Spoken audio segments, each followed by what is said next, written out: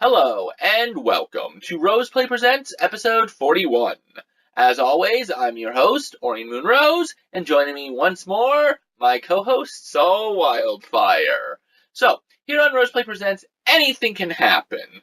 Take your favorite television show, and it gets turned into a big blockbuster movie or a mini-series that kind of mimics a movie, and that's what you get here every episode. Instead of a game being played fully with 3 special episodes, every episode is special. So, here on Roseplay Presents, anything can happen from interviews with content creators and developers, hopefully someday, on that second part. Events like E3, closed betas, She Wants Movie Reviews, which will kick in there at some point after we finish the whole E3 thing, just anything. So, today we're focusing on the Ubisoft Press Conference. Yeah, I know, I wish I actually had something that showed it, pull it towards me. So Ubisoft, I don't remember the lady's name who's done it the last 3 years. I was supposed to check that up, but whoopsie doodle. Yeah, well.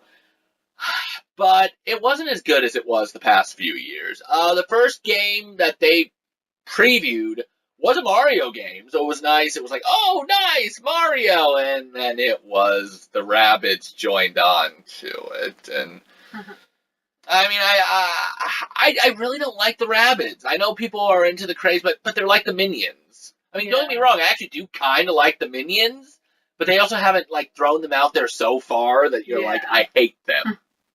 So what was your impression on Rabbids in general? I think you had said that was, like, the first time you'd ever seen them. No, I'm pretty sure I've seen them before, but I just never really liked them. They're just, I don't know, they're a lot crazier than the Despicable Me. Oh, yeah. They're like they're just nuts. Because if I remember correctly, they're evil. That's what it's supposed to be. They're supposed to be mostly evil. But, so the first game was Mario plus Rabbid Kingdom Battle, which, for me, the game itself looks fun, because it's still a Mario title, but it looks like a Final Fantasy Tactics type game, or like a tactical game. So I was really intrigued into that one. You not so much. I mean, like you said, I believe your exact words were, they're ruining Mario. Yeah. Which, I mean, yes and no. I mean, for the Game Boy, they do have games like that with Mario, but I do think the whole Rabbid thing will be something to wait and see. Yeah. Now, the next game looks really fun, and again, I'm not much into racing, but I'll let her start off with this for the next game, so over to you. Well, you didn't even announce the game. I know I did. That was supposed to be you. Oh, okay, anyway.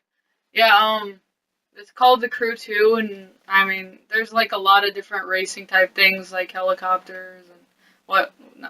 Wait. Yeah, airplanes, but still flying vehicles. Flying vehicles and boats and stuff like that, and I'm more into racing than probably you, but... Yeah, definitely, but if I had somebody fun to play with, I wouldn't have a problem.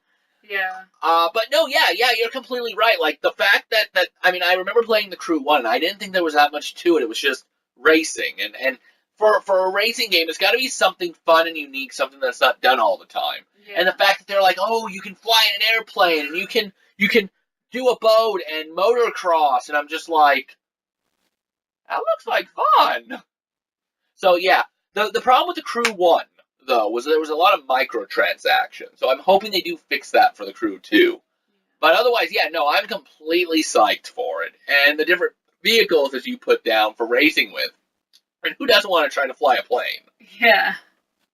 Now, what would be more fun is if you actually had to beat a car with a plane. I'm not sure who would win on that, but it would be interesting. Okay, so next up, I wasn't originally going to talk about it, but since the South Park Bone Destroyer's in there, I wasn't going to talk about the Fractured But Whole just a little bit.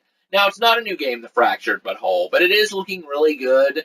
I know she probably never played the original South Park game. I'm not really sure what on your thoughts of South Park. I personally am not a fan of South Park. Well, I mean, I've seen a few episodes, but I'm not really interested in it. Yeah, but the game was actually fun. It mimicked an RPG. This time it's supposed to mimic, like, the Mario+Rabbid game. So that'll be... But superheroes. I love superheroes. Yeah. So I might really like it. But, I mean, that's the most we're going to talk about that one. But then they're doing a South Park Bone Destroyer, Which, I mean, the joke is supposed to be you play it so much it destroys your phone, but it looks just like the actual South Park game, just dumbed down to androids. Yeah. But we just needed more things to talk about, because the press conference, as we put it, wasn't so great. Now, the next game actually did impress me and her, and that was Far Cry 5. Now, I mean, I've never really been a fan of the Far Cry series. I know of them. They do, I guess, look fun. But it's just, it's like you with, you like the more realistic and not supernatural, or sometimes bad. And I don't know, just, I didn't feel like I was in tune with Far Cry. But the fact that it's taking place in United States, that something's happening, it might actually make me go back and actually play the other Far Cry games. Yeah. Just to get the feel of it. But, it looks really fun, especially the whole having a partner sniper people. Yeah. And then last, I guess her opinion was it sucked, and I mean, I can't blame her. The trailer kind of really did blow. Was Beyond Good and Evil 2. Now, don't get me wrong, I'm a big fan of the original Beyond Good and Evil 2. She hasn't tried it yet. Maybe she'll like one when she plays it. My biggest issue was people have been waiting for Beyond Good and Evil for, like, now I can't remember. Was 15? it 15? Yeah, 15 years. That's like Duke Nukem. But at least Duke Nukem is like, oh, first-person shooter. You're gonna at least, like, it's a prequel from what I hear, and it just, I don't know, just Beyond Good and Evil just does not interest me anymore. Like, I mean, you don't even get to see what happened next to the characters. Like, people have been waiting for a sequel to see what was going to happen next to them. Instead, it's like, you're gonna get a prequel. Why? No, I mean, unless you're gonna remake number 1 afterwards, and then make a sequel, it's like, I want to know what happens to the characters, not crap. So, I mean, yeah, really Beyond Good and Evil, I had to put in there just because it wasn't so great. So, the press conference in general, I mean, really, it was non-spectacular. I mean, I think the biggest thing they had was when Shigeru Miyamoto came out with that rabbit gun and gave it to the other guy, and they're like, but, I mean, it was boring. Yeah. So, I mean, a 4? I think I'll give Ubisoft a 4. What about you? 3. A 3? Yeah, it really wasn't I mean, at least it was still longer than Bethesda was. And, I mean, Bethesda, don't get me wrong, there was more games than I wanted, but I don't know. Alright, so that'll do it up for the Ubisoft press conference. As you can see, it was really lackluster because we don't even really care. We're just like, eh. So, next up on episode 42, we'll be going to the Sony press conference. And slight spoiler, OMG. Sony blew a lot of things out of the water. So, come back next time. And remember, keep gaming, never give up.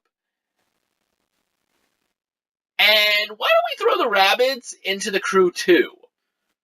But let's run them down. I like that idea.